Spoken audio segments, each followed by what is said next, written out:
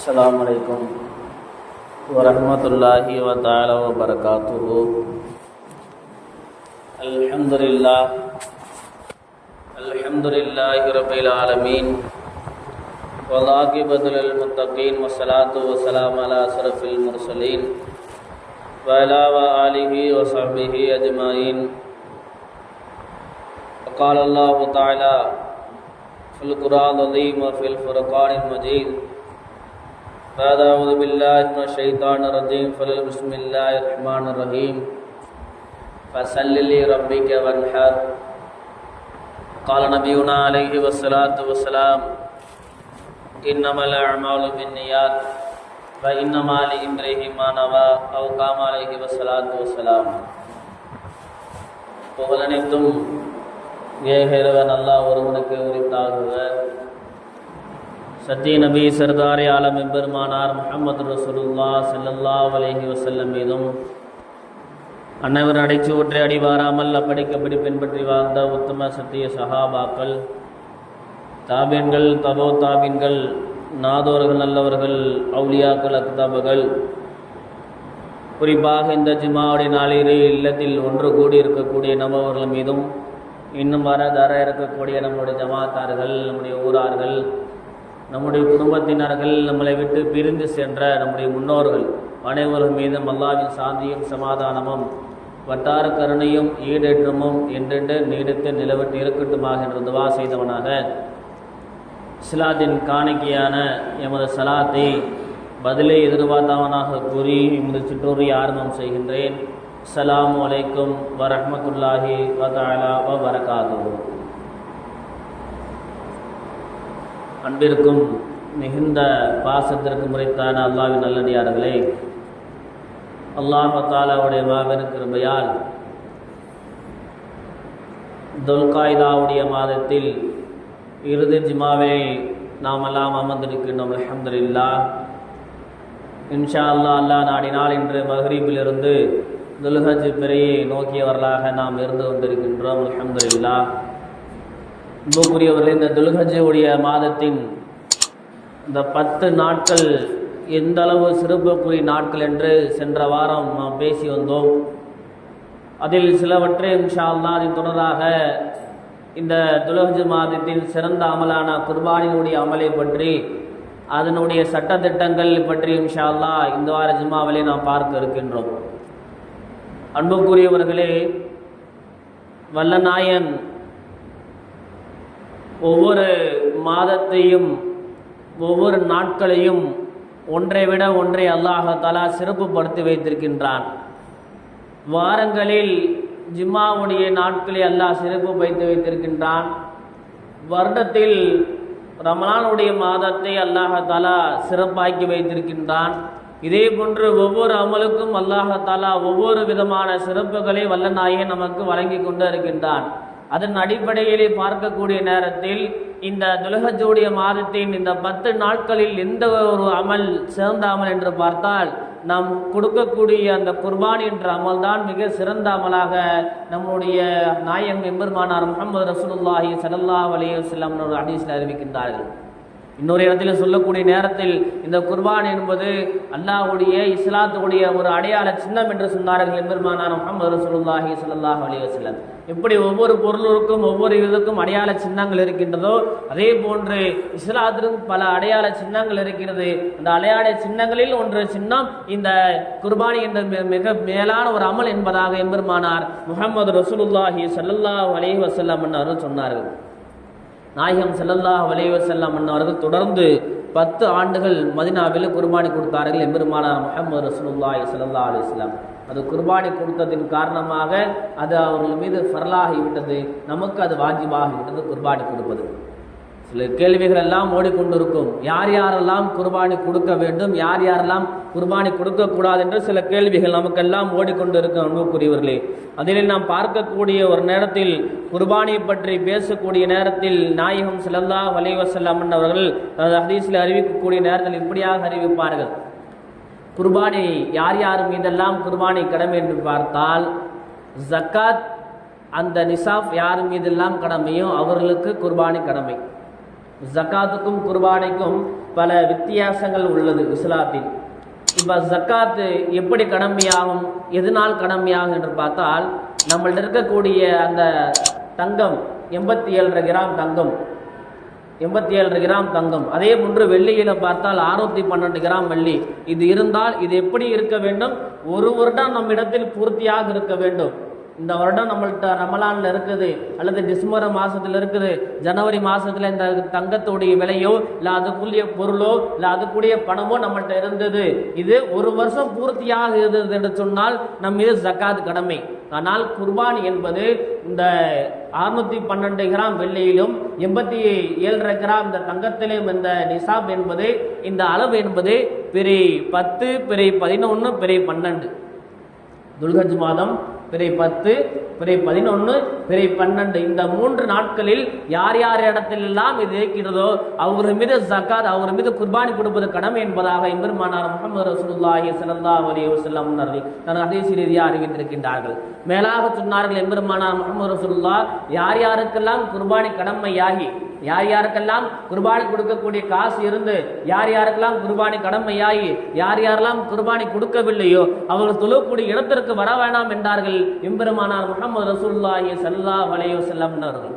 குர்பானி நம்ம மீது ஒரு மீது கடமையாகிவிட்டது, நம்மள்ட்ட அந்த ஒரு காசு இருக்கிறது, அந்த காசை வைத்து நாம் குர்பானி கொடுக்காம இருந்தோம் என்று சொன்னால் நீங்கள் தொழுகக்கூடிய இடத்திற்கு பெருநா தொழுகைக்கு நீங்கள் வராதீர்கள், உங்களுக்கு பெருநா தொழுகைக்கும் உங்களுக்கு சம்மந்தமில்லை என்பதாக எம்பெருமானார் முஹம்மது ரசூலுல்லாஹி ஸல்லல்லாஹு அலைஹி வஸல்லம் அவர்கள் நமக்கு வலியுறுத்தி சொல்லியிருக்கார் என்று சொன்னால் விளங்கிக் கொள்ளுங்கள். யார் யாருக்கெல்லாம் குர்பானி கடமையாக இருக்கிறதோ கண்டிப்பாக அவர்களெல்லாம் குர்பானி வருடதோறும் கொடுப்பது அவர்கள் மீது முக்கியமான ஒரு அமலில் சிறந்த கடமையாக இருந்து கொண்டிருக்கிறது. அன்புக்குரியவர்களே, பல சட்டங்களை பார்த்து வரக்கூடிய நேரத்திலே குர்பானியுடைய நஃபிலான குர்பானிகள் சில விஷயங்கள் இருக்கிறது. நஃபிலான குர்பானிகள் கொடுக்கலாம் என்று கேட்டால் நஃபிலான குர்பானி கொடுக்கலாம். எப்படி நஃபிலான குர்பானி என்று சொன்னால், தனக்கு ஒருவர் குர்பானி கொடுக்கிறார், தனக்கு ஒருவர் குர்பானி கொடுக்கிறார், தன்னுடைய அத்தா மௌத்தாகிவிட்டார் அல்லது தன்னுடைய அம்மா மௌத்தாகி விட்டார்கள், இல்லது யாராவது ஒருவருக்கு ரசூலுல்லா மீது அவர் குர்பானி கொடுக்கிறார், ரசூலுல்லாவிற்கு ரசூலுல்லா பேரை சொல்லி ஒருவர் குர்பானி கொடுக்கிறார் என்று சொன்னால் இந்த குர்பானி ஏற்றுக்கொள்ளுமா பார்த்தா இந்த குர்பானி ஏற்றுக்கொள்ளும். இது எப்படி ஏற்றுக்கொள்ளும் என்று சொன்னால், முதல் குர்பானி கொடுக்கக்கூடியவர் தனக்கு குர்பானி கொடுத்து விட வேண்டும். 2 ஆடு வாங்கி விட்டார், ஒரு ஆடு இவருக்காக ஒரு ஆடு வாங்கி விட்டார், இன்னொரு ஆடு இவர் ரசூலுல்லாஹி ஸல்லல்லாஹு அலைஹி வஸல்லம் அவருக்காக ஆடு வாங்கி விட்டார், இல்லது ஒரு குடும்பத்தில் இருக்கக்கூடிய மரணித்தவர்களுக்கு யாருக்காவது ஒருவருக்கு இவர் ஆடு வாங்கி விட்டார். ஆடு வாங்கிவிட்டு இருக்கக்கூடிய நேரத்திலே இவர் எப்படி குர்பானி கொடுக்க வேண்டும் என்று சொன்னால், முதலில் தனக்கு இவர் குர்பானி கொடுத்து கொள்ள வேண்டும். உயிரோடு இருக்கக்கூடியவர் தனக்கு முதல் குர்பானி கொடுத்து விட்டு அதற்கு பின்னால் யார் யாரெல்லாம் மறைந்திருக்கின்றார்களோ, யார் யாரெல்லாம் மறைந்திருக்கிறதுக்கு நியத்து வைத்திருக்கின்றார்களோ அதற்கு பின்னாடி இவர் குர்பானி கொடுத்ததுக்கு பின்னாடி தான் அவர்களுக்கு குர்பானி கொடுக்க வேண்டும் என்பதாக இஸ்லாத்துடைய ஒரு சரியத்துடைய சட்டமாக இருக்குது. அன்புக்குரியவர்களே, இந்த வரிசையிலே பார்க்கக்கூடிய நேரத்திலே குர்பானி இந்த ஆடு என்பது எத்தனை நபர்கள் மீது கடமை? இந்த கேள்வி என்பது பல சிக்கலுக்குள்ளான ஓடிக்கொண்டிருக்கக்கூடிய ஒரு விஷயம். வீட்டில் ஒரு 5 பேர் இருக்கிறார், 5 பேர் மீது குர்பானி கடமையாக இருக்கிறது என்று சொன்னால், வீட்டிலே ஒரு 5 நபர் இருக்கின்றார், தனித்தனியாக சம்பாதித்துக் கொண்டிருக்கின்றார்கள், தனித்தனியாக வரவு செலவு பார்த்து கொண்டிருக்கின்றார்கள். 5 பேர் மீது குர்பானி கடமை. ஒரு ஆட்டை வாங்கி நம்ம 5 பேருக்கு குர்பானி கொடுக்கலாமா என்று பார்த்தால் ஒரு நபருக்கு ஒரு ஆடுதான். நாயகம் ஸல்லல்லாஹு அலைஹி சொன்னார்கள், ஒரு நபருக்கு ஒரு ஆடுதான். நீங்க 5 பேரும் தனித்தனியாக வியாபாரம் பார்க்கிறீர்கள், 5 பேரும் தனித்தனியாக வரவு செலவு பார்க்கிறீர்கள் என்று சொன்னால் 5 ஆடுகள் வாங்கி கொடுக்க வேண்டும். எம்பெருமானார் முஹம்மது ரசூலுல்லாஹி ஸல்லல்லாஹு அலைஹி வஸல்லம் சரியத்துடைய சட்டம் அதுதான். ஆட்டிலே எத்தனை பேர் பங்கு சேருவது கூடவே கூடாது. ஆட்டு என்பது ஒரு நபருக்கு தான். மாட்டில் தான் 7 நபருக்கு பங்கு சேர்ந்து கொள்ளலாம், ஒட்டகத்திலும் 7 நபர்கள் பங்கு சேர்ந்து கொள்ளலாம். ஆனால் இந்த ஆடை குர்பானி கொடுக்கக்கூடிய நேரத்திலே நீங்கள் ஒரு நபருக்கு ஒருவர் தான் குர்பானி கொடுக்க வேண்டும் என்பது இஸ்லாத்துடைய ஒரு சரியத்துடைய ஒரு கடமையாக இருந்து கொண்டிருக்கிறது. இப்போ ஒரு நபர் ஆடு வாங்கக்கூடிய நேரத்துக்கு போய்விட்டார், எப்படிப்பட்ட ஆடை அவர் வாங்க வேண்டும்? இஸ்லாத்தம் அதற்கும் நமக்கு இருக்கக்கூடிய காட்டாக இருக்கக்கூடிய நேரத்திலேயே இஸ்லாம் நமக்கு சொல்லி காட்டுகிறது, வெள்ளை ஆடாக இருந்தால், அந்த ஆடாக இருந்தால் 1 வருடம் பூர்த்தியாக இருக்க வேண்டும் அந்த ஆடு. வெள்ளை ஆடாக இருந்தால் 1 வருடம் பூர்த்தியாக ஆகியிருக்க வேண்டும் அந்த ஆடு. அல்லது செம்பரி ஆடு இருக்கிறது, 2 ஆடுமே குர்பானி கொடுத்து கொள்ளலாம். அல்லது செம்பரி ஆடு இருக்குது, இந்த செம்பரி ஆடு எப்படியாக இருக்க வேண்டும் என்று சொன்னால் இதுவும் 1 வருடம் பூர்த்தியாக இருக்க வேண்டும். ஆனால் இது அந்த ஆட்டுக்கு 6 மாசம் தான். செம்பரி ஆடு பார்ப்பதற்கு 1 வருஷ குட்டியாக இருக்கிறது. 1 வருஷத்தில் அது எப்படி தடகாத்தமாக இருக்குமோ அப்படி தடகாத்தமாக இருக்கிறது. ஆனால் இது 6 மாச குட்டி என்று சொன்னால் அதை குர்பானி கொடுத்துக் கொள்ளலாம். அதே போன்று சொல்லக்கூடிய நேரத்திலே மாட்டுக்கு சொல்லக்கூடிய நேரத்தில் நாயகம் ஸல்லல்லாஹு அலைஹி வஸல்லம் சொல்கிறார்கள், மாட்டுக்கு 2 வருடம் பூர்த்தியாக இருக்க வேண்டும். ஒரு மாடை குர்பானி கொடுக்கின்றார்கள், மாட்டுக்கு கூட்டு பங்கு சேருகிறார்கள், அந்த மாடு 2 வருடம் பூர்த்தியாக இருக்க வேண்டும். ஒட்டகத்தை பார்த்தால் அது 5 வருடம் பூர்த்தியாக இருக்க வேண்டும் என்பதாக எம்பெருமானார் முஹம்மது ரசூலுல்லாஹி ஸல்லல்லாஹு அலைஹி வஸல்லம் அவர்கள் தனது ஹதீஸ் ரீதியாக அறிவிக்கின்ற அன்புக்குரியவர்களே, அதுக்கடுத்து பார்க்கக்கூடிய ஒரு சட்டம் என்று கேட்டால், யார் யாரெல்லாம் குர்பானி கொடுக்கலாம், யார் யாருக்கெல்லாம் குர்பானி கடமை என்று நாம் சொன்னோம். இது யார் யாரெல்லாம் குர்பானி கொடுக்கலாம், யார் யாரெல்லாம் குர்பானி கொடுப்பதற்கு தகுதியானவர் என்று சொன்னால், இஸ்லாம் 3 நபர்களை சொல்லி காட்டுகிறது. இஸ்லாம் 3 நபர்களை சொல்லி காட்டியது. அதில் முதல் சொல்லக்கூடியவர், முதலாவதாக அவர் முஸ்லீமாக இருக்க வேண்டும். முஸ்லீமாக இருக்க வேண்டும். இஸ்லாத்தில் ஈமானை அவர் பரிபூர்ணமாக நிறைவேற்றிருக்க வேண்டும். ஈமான் கொண்டிருக்க வேண்டும். அல்லாஹ்வின் மீது, அவருடைய ரசூல் மீது ஈமான் கொண்டிருக்க வேண்டும். அவர் குர்பானி கொடுக்க வேண்டும். 2வதாக அவர் பருவத்தை அடைந்திருக்க வேண்டும். சின்ன குழந்தையாக இருக்கிறார், குர்பானி அவர் மீது கடமை இல்லை. சின்ன குழந்தையாக இருக்கிறார், அவர் மீது குர்பானி கடமை இல்லை. அவர் பருவ வயதை அடைந்திருக்க வேண்டும். 3வதாக சொல்லுகின்றார்கள், இவர் அறிவுள்ளவராக இருக்க வேண்டும். அறிவற்றவராக என்று சொன்னால், மூளை வளர்ச்சி கம்மியாக இருக்கிறார் ஒருத்தர், மூளை வளர்ச்சி அதிகமாக இல்லை, இவர் தன்னால் எந்த ஒரு காரியத்தையும் செய்ய முடியாது. இவர்னால் ஒரு மனிதர் இஸ்லாத்தில் இருக்கிறார், இவர் தன்னால் எந்த காரியத்தை செய்ய முடியாது. இவரை பார்த்த சிறு பைத்தியம் இருந்தார்கள், பைத்தியத்தை போல் செய்கின்றார், இவர் அறிவு கொஞ்சம் கம்மியாக இருக்கின்ற சொன்னால் அவர் மீது குர்பானி கடமை இல்லை. குர்பானி யார் யாருக்கெல்லாம் கடமை என்று சொன்னால், முஸ்லீமாக இருக்க வேண்டும், பருவ அடைந்திருக்க வேண்டும், புத்தி சுவாதி இருக்கக்கூடிய நபர்களாக இந்த குர்பானி கொடுக்க வேண்டும் என்பதாக எம்பெருமானார் முஹம்மது ரசூலுல்லாஹி ஸல்லல்லாஹு அலைஹி வஸல்லம் சொன்னார்கள். அதுக்கடுத்து பார்க்கக்கூடிய நேரத்திலே இந்த குர்பானி ஆடு எப்படிப்பட்ட ஆடாக இருக்கக்கூடாது. இஸ்லாத்தில் 7 விதமான ஒரு விஷயத்தை சொல்லி காட்டுகிறார்கள். இந்த குர்பானி ஆடு எப்படிப்பட்ட ஆடாக இருக்கக்கூடாது. அதில் சொல்லிக் காட்டக்கூடிய நேரத்திலே நாயகம் ஸல்லல்லாஹு அலைஹி சொல்லுவார்கள், இந்த குர்பானி ஆடு நமக்கு நல்லா தெரியுது, இந்த குர்பானி ஒரு ஆட்டுக்கு காது கட் பண்ணி இருக்குது. அது கொஞ்சமாக இருந்தாலும் சரி, இந்த காது அதிகமாக கட் பண்ணியிருந்தாலும் சரி, காது துண்டிக்கப்பட்ட ஆடாக இருந்தால் குர்பானி கொடுக்கவே கூடாது. துண்டிக்கப்பட்ட ஆடாக இருந்தால் அது குர்பானி கொடுக்கவே கூடாது.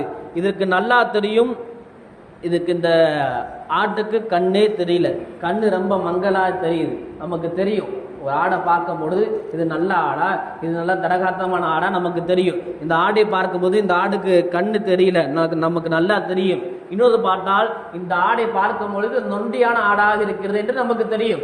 ஆட்டுக்குடைய காலு கொஞ்சம் ஊனமாக இருக்கிறது, 2 காலும் அல்லது 1 காலு ஊனமாக இருக்கிறது என்று சொன்னால் அந்த ஆட்டை குர்பானி கொடுக்கவே கூடாது. இஸ்லாம் அதற்கு தடை என்று சொன்னார்கள் எம்பெருமானார் முஹம்மது ரசூலுல்லாஹி ஸல்லல்லாஹு அலைஹி வஸல்லம். அடுத்ததாக சொல்லிக் கொடுக்கக்கூடிய நேரத்திலே அந்த ஆட்டுக்கு ஏதாவது ஒரு நோய் இருக்கிறது, ஆட்டுக்கு ஏதாவது ஒரு நோய் இருக்கிறது, அந்த ஆட்டை விசாரிக்கக்கூடிய நேரத்திலே, ஆட்டை வாங்கக்கூடிய நேரத்திலே அவரை விசாரித்து, அந்த ஆட்டு விற்கக்கூடிய இடத்துல விசாரித்து வாங்க வேண்டும். இது நல்ல ஆடா, இது நொண்டியான ஆடு இல்லையே, இது எப்படிப்பட்ட ஆடு, இந்த ஆடுக்கு ஏதாவது நோய் இருக்கிறதா என்பதாக பார்த்து வாங்க வேண்டும் என்று சொன்னார்கள் எம்பெருமானார் முஹம்மது ரசூலுல்லாஹி ஸல்லல்லாஹு அலைஹி வஸல்லம் அவர்கள். அடுத்ததாக சொன்னார்கள் நாயகம் ஸல்லல்லாஹு அலைஹி வஸல்லம் அவர்கள், இந்த பால் கூடிய ஆடு இருக்கிறது, பால் கூடிய ஆடு இருக்குது, ஒரு ஆடு இருக்குது, அதோட குட்டிகளை பால் குடிக்குது என்று சொன்னால், அந்த குழந்தையிலிருந்து, அந்த குட்டி ஆட்டிலிருந்து இந்த அம்மாவுடைய ஆட்டை பிரித்து எடுத்துட்டு வரக்கூடாது என்பதாக நாயகம் ஸல்லல்லாஹு அலைஹி சொன்னால், பால் கூடிய ஆட்டையும் நீங்கள் குர்பானி கொடுக்கக்கூடாது என்றார்கள் எம்பெருமானார் முஹம்மது ரசூலுல்லாஹ். அடுத்ததாக சொல்லக்கூடிய நேரத்திலே, நீங்கள் ஆட்டை பார்க்கக்கூடிய நேரத்திலே ஆடு எப்படி இருக்கணும்னா நல்ல தடகாத்தமான ஆடாக இருக்க வேண்டும். ஆடு நல்ல தடகாத்தமான ஆடாக இருக்க வேண்டும். ஆடை பார்க்கும் போதே தெரியும் இது நல்ல தடகாத்தமான ஆடு, உடம்பு நல்லா இருக்கு, நல்லா ஃப்ரெஷ்ஷா இருக்கு. இந்த மாதிரி ஆட்டை பார்த்து நீங்க வாங்குங்கள். வெறும் உடம்பு ஒட்டி போன ஆட்டையோ இல்லது உடம்பு சுருங்கி போன ஆட்டையோ, நல்ல மெல்லிசாக இருக்கக்கூடிய ஆட்டையை வாங்கி நீங்கள் குர்பானி கொடுக்காதீர்கள் என்பதாக எம்பெருமானார் முஹம்மது ரசூலுல்லாஹி ஸல்லல்லாஹு அலைஹி வஸல்லம். ஆட்டை நீங்க வாங்கக்கூடிய நேரத்திலே உங்களுக்கே தெரியும், நல்ல குழுகுழுந்து இருக்கக்கூடிய ஆடு, நல்ல முடியெல்லாம் அதிகமாக இருக்கக்கூடிய ஆட்டை பார்த்து, ரோமங்கள் அதிகமாக இருக்கக்கூடிய ஆட்டை பார்த்து நீங்கள் வாங்கி குர்பானி கொடுங்கள் என்பதாக சொன்னார்கள் எம்பெருமானார் முஹம்மது ரசூலுல்லாஹ். அடுத்ததாக சொன்னார்கள், நீங்கள் ஆட்டுடைய கொம்பு இருக்குது, அந்த ஆட்டுடைய கொம்பு அது துண்டிக்கப்பட்டிருந்தாலும் சரி, அது கட்பட்டப்பட்டிருந்தாலும் சரி, அந்த கொம்பு உடந்திருந்தாலும் சரி, நீங்கள் அந்த ஆட்டை வாங்கி குர்பானி கொடுக்காதீர்கள். ஆடு எப்படியாக இருக்க வேண்டும், ஆடு கொம்பு அதாக உடஞ்சிருக்க கூடாது.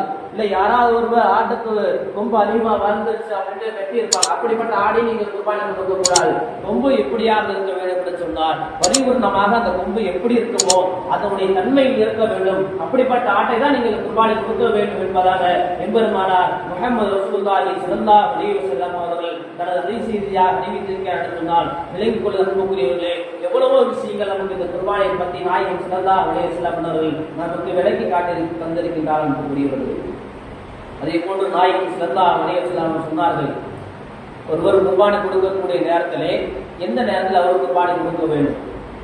குர்பானி கடமையாகிவிட்டது, குர்பானி ஆட்டை வாங்கிவிட்டார், குர்பானி ஆட்டை வாங்கி கொடுக்கக்கூடிய நேரத்திலே அந்த குர்பானி ஆட்டை பாசமாக வளருங்கள். இப்படியாக வளர்க்க வேண்டும். உங்களுடைய பிள்ளைகளை கொண்டு வளருங்கள். உங்களுடைய பிள்ளைகளை எப்படி வளர்ப்பீர்களோ, உங்களோட பிள்ளைகளுக்கு மீது எவ்வளவு பாசம் காட்டுகிறீர்களோ, உங்கள் பிள்ளைகளை எவ்வளவு அனைவருக்கு வாழ்ந்து கொண்டிருப்பீர்களோ, அதே போன்று நீங்கள் வாங்கக்கூடிய ஆட்டுக்கு ஒரு பேரு வையுங்கள். பேரு வைத்து அந்த ஆட்டை நல்ல அழகாக வளருங்கள். உங்கள் பிள்ளையை போல பாசம் காட்டுங்கள். அந்த ஆடை அறுக்கக்கூடிய நேரத்திலே உங்களுடைய பிள்ளைகளை அறுக்கக்கூடிய நேரம் எப்படி இருக்குமோ, அந்த வழி இருக்குமோ, உங்களுடைய பிள்ளைகள் உங்களை விட்டு பிரிஞ்சு போகக்கூடிய நேரத்திலே எந்த அளவுக்கு உங்க மனத்தை கஷ்டப்படுமோ அந்த அளவு இருக்கணும். அந்த ஆட்டு மீது வைக்கக்கூடிய பாசம் அதிகமாக அந்த ஆட்டு மீது பாசம் வையுங்கள். உங்களுடைய ஆட்டை 10 நாட்களுக்கு முன்னால் அல்லது ஒரு மாசத்துக்கு முன்னால் வாங்கி ஆடை வீட்டில் கட்டுங்கள். வீட்டிலே கட்டி ஆடை வளருங்கள். ஆட்டுக்கு நம்மளை தெரிய வேண்டும், ஆட்டு நம்மளை பழக வேண்டும் என்று சொன்னார்கள் எம்பெருமானார் முஹம்மது ரசூலுல்லாஹி ஸல்லல்லாஹு அலைஹி வஸல்லம். அன்புக்குரியவரே, குர்பானி நம்ம மீது கடமையாக விடுதல் சொன்னார். அந்த குர்பானியை கண்டிப்பாக நாம் இந்த நாட்களில் குர்பானி கொடுக்கக்கூடிய இந்த அதிகபட்ச இந்த நாட்களில் நல்ல அனைவரும் குர்பானி கண்டிப்பாக கொடுத்திருக்க வேண்டும். அடுத்ததாக சொல்லக்கூடிய நேரத்திலே சில சட்டங்களை சொல்லி நிறைவு செய்கின்றேன்.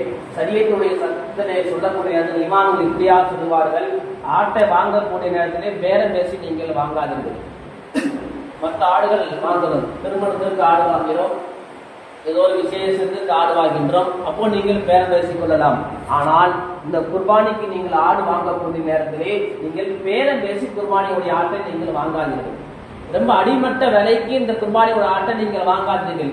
ஏனென்று சொன்னால் இந்த குர்பானி என்பது நமக்காக செய்யக்கூடிய ஒரு அமல் அல்ல, இறைவனுக்காக செய்யக்கூடிய அமல். இந்த அமல் இறைவனால் ஏற்படுத்தப்பட்ட ஒரு அமல். இந்த இறைவனுக்காக செய்யக்கூடிய அமலால் நீங்கள் எந்த ஒரு விஷயத்தையும் நீங்கள் பேரம் பேசி வாங்காதீர்கள். ஆட்டினுடைய விலை எவ்வளவு உங்களுக்கு தெரியும், ஆட்டினுடைய விலை எவ்வளவு உங்களுக்கு தெரியும். இந்த ஆட்டு ஒரு 20 கிலோ இருக்குது, இந்த 20 கிலோ ஆடு இந்த நேரத்தில் இவ்வளவு விலை இருக்குது என்று நமக்கு தெரியும். அப்படிப்பட்ட விலை தெரிஞ்சவர்கள் நீங்கள் ஆட்டை பேரம் பேசி ரொம்ப அடிமட்டத்துக்கு வாங்கி நீங்கள் குர்பானி கொடுக்காதீங்க என்பதாக இஸ்லாம் நமக்கு கட்டுக்காட்டுகிறது. ஏனென்று சொன்னால் இந்த அமல் என்பது இறைவனுக்காக செய்யக்கூடிய அமல். ஏன் இறைவனு தான் நமக்கு எல்லாருடைய பொருட்களை கொடுத்தான், வீடை கொடுத்தான், வாசலை கொடுத்தான், தொழிலை கொடுத்தான், மனைவி கொடுத்தான், பிள்ளைகளை கொடுத்தான், எல்லாம் கொடுத்த இறைவனுக்கு நீங்கள் பேரம் பேசி வாங்கி அப்படி நீங்கள் குர்பானி கொடுக்காதீர்கள். நீங்கள் பேரம் பேசாமல் வாங்கி நல்ல தரகத்தமான ஆடை வாங்கி அதிகமான கொழுவு கொடுத்த ஆடை வாங்கி நீங்கள் குர்பானி கொடுங்கள் என்பதாக இமாம்கள் நமக்கு சொல்லி காட்டினார்கள். ஆக அன்புக்குரியவர்களே, குர்பானி கொடுக்கக்கூடிய நாட்கள் நெருங்கி கொண்டிருக்குது. குர்பானியுடைய ஆட்டை வாங்கக்கூடியவர்கள் குர்பானி ஆட்டை பார்த்து வாங்குங்கள். குர்பானி ஆட்டுக்கு எந்த ஒரு நோய் வினையும் இருக்கக்கூடாது. நல்ல ஆடாக பரிசுத்தமான ஆடாக வாங்கி நீங்கள் குர்பானி கொடுங்கள். அல்லாஹ்தால் நாம் கொடுக்கக்கூடிய குர்பானி அல்லாஹ் அதில் ஏற்றுக்கொள்வானாக. நாம் பார்க்கக்கூடிய அந்த குர்பானியினுடைய பிராணியை நல்ல முறையிலே பார்த்து நல்ல முறையை வாங்கி அல்லாஹ்விற்காக குர்பானி கொடுக்கக்கூடியவர்களாக வல்ல நாய் நம் அனைவரை ஆக்கி அருள்புரிவானாக. நாம் ஆளுங்காலமெல்லாம் லா இலாஹ இல்லல்லாஹ் முஹம்மது ரசூலுல்லாஹி ஸல்லல்லாஹு அலைஹி திருக்கலிமோடு வாழ்ந்து திருக்கலிமோடு மரணிக்கூடிய பாக்கியத்தை வல்ல நாய் நம் அனைவருக்கு தந்தரு புரிவானாக. நாம் இறுதி பேச்சையும் இறுதி மூச்சும் லா இலாஹ இல்லல்லாஹ் முஹம்மது ரசூலுல்லாஹ் அந்த பேச்சாக மூச்சாக இருக்கக்கூடிய பாக்கியத்தை வல்ல நாய் நம் அனைவருக்கு தந்தரு புரிவானாக. அது யார் யாரெல்லாம் இந்த வருடம் ஹஜ்ஜுக்கு சென்றிருக்கின்றார்களோ அவருடைய ஹஜ்ஜை அல்லாஹ் தஆலா மக்பூலான ஹஜ்ஜாக ஆக்கிக் கொள்வானாக. யாரெல்லாம் ஹஜ்ஜுக்கு சென்றிருக்கின்றார்களோ அவருடைய எல்லா கடமையிலையும் லேசாக செய்யக்கூடிய பாக்கியத்தை வல்ல நாயன் அவர்களுக்கு தந்தரு உருவானாக. ஹஜ்ஜிலே எல்லா கடமையிலும் செய்து அவர்கள் தாயகம் நல்லபடியாக திரும்பக்கூடிய பாக்கியத்தை வல்ல நாயன் நம் அனைவருக்கு தந்தரு உருவானாக. யார் யாரெல்லாம் ஹஜ்ஜு செல்லக்கூடியவர்களுக்கு துவா செய்கின்றோமோ, யாரெல்லாம் துவா செய்ய சொன்னோமோ எல்லாத்துடைய துவாவையும் அல்லாஹால அந்த காபத்துல்லாவை கபுலாக்குவானாக. காபத்துல்லாவில் அவர்களுக்கு கேட்கக்கூடிய துவாவை அவர்களுக்கு கபுலாக்கி நமக்காக கேட்கக்கூடிய துவாவும் அல்லாஹால கபுலாக்கி நல்ல மக்பூலான ஹஜ்ஜாக அவருடைய ஹஜ்ஜை வல்ல நாயன் ஆக்கி அருள்புரிவானாக. நாம் வாழுங்காலம் எல்லாம் லா இலாஹா இல்லல்லாஹ் என்ற கலிமாவின் அடிப்படையில் வாழ்ந்து மரணிக்கூடிய பாக்கியத்தை வல்ல நாயன் நம் அனைவருக்கு தந்தறி உருவானாக. மரண நேரத்தை நல்ல சாலியான மரணத்தை வல்ல நாயன் நம் அனைவருக்கு தந்தறி உருவானாக. படுத்த நேரத்தில் நம்ம ரூஹை வாங்கி செல்வானாக. யாருக்கும் சிரமப்படுத்தி விடாமல் விபத்து மரணத்தை விட்டு வல்ல நாயன் நம்மளையும் நம்முடைய குடும்பத்தாரையும் எல்லாம் காப்பாற்ற உருவானாக. அல்லாஹ் நம்ம செய்யக்கூடிய அமல்களை ஏற்றுக்கொள்வானாக. அல்லாஹ் நம்முடைய ஊரை பாதுகாப்பானாக. நம்ம ஊர் மக்களை எல்லாம் பாதுகாப்பானாக. இதை செய்தாலும் வெற்றியை வல்ல நாயன் நம் அனைவருக்கு தந்தர் உரிவானாக துவா செய்தவனாக இந்த உரையை நிறைவு செய்கின்றேன். வாஹிதான அல்ஹம்துலில்லாஹி ரப்பில் ஆலமீன். அஸ்ஸலாமு அலைக்கும் வரஹ்மத்துல்லாஹி தஆலா பரகாத்துஹு.